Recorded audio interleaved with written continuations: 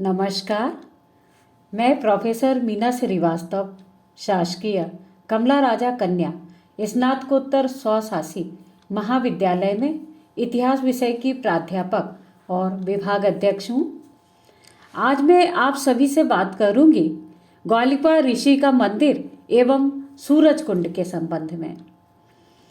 इसके बारे में मैं बताऊँगी ऐतिहासिक परिचय, स्थापत्य की विशेषताएं, वर्तमान संरक्षण की स्थिति, संरक्षण संवर्धन हेतु सुझाव एवं निष्कर्ष।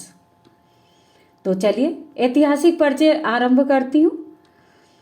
ग्वालिपर नाम के एक ऋषि थे जो गोपाचल पर्वत पर अपनी भक्ति साधना में लीन थे।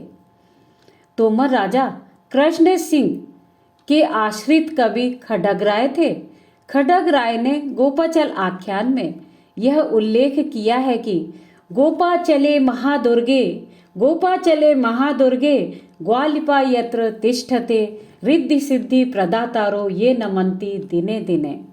अतः स्पष्ट है कि ग्वालिपर ऋषि ग्वालियर किले में निवास करते थे और यहीं पर ये तपस्या भी करते थे। ग्वालियर किले या गढ़ का प्राचीन काल में नाम गोपाचल, गोपगिरी, गोप पर्वत या गोपाद्री कहा जाता है। इसी गोपाचल पर्वत के प्रकार में ग्वालिपर ऋषि का मंदिर या सिद्ध स्थल है, जो कि ग्वालियर गेट की ओर से किले पर जाने वाले मार्ग में है। इस स्थल को वर्तमान में मंदिर के रूप में परिवर्तित कर दिया गया है। ग्वालिपर ऋषि के संबंध में यह किंवदंती प्रचलित है कि ग्वालियर के नाथ पंथियों के आदि गुरु ग्वालिपा थे। किले के ऊपर एक बड़ा सा तालाब है।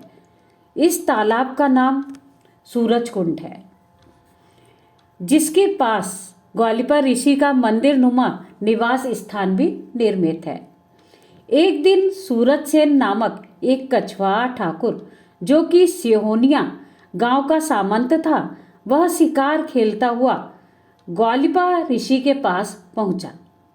इसका कारण यह था कि सूरज सेन को बहुत तेज प्यास लग रही थी, अतः उसने ऋषि से पीने के लिए पानी मांगा।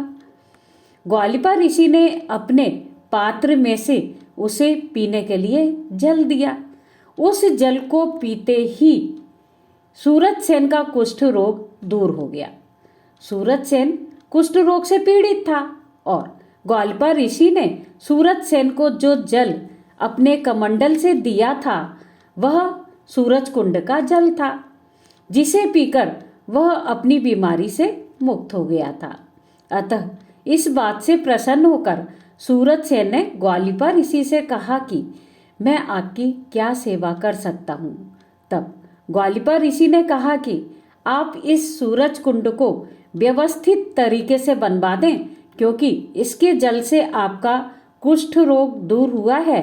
अतः इस तालाब का पानी सभी के काम आए और अन्य लोगों के भी रोग दूर हों। यह सुनकर सामंत सूरज सेन ने ग्वालिपर ऋषि की इच्छानुसार सूरज कुंड का निर्माण करवाया और उसका नाम सूरज कुंड रख दिया। यह सूरज कुंड आज भी देखा जा सकता है। संपूर्ण अध्ययन के उपरांत निष्कर्ष रूप से यह कहा जा सकता है कि ग्वालिपर ऋषि का मंदिर अच्छी स्थिति में आज भी है और सूरज कुंड का निर्माण आज भी सुव्यवस्थित तरीके से देखा जा सकता है।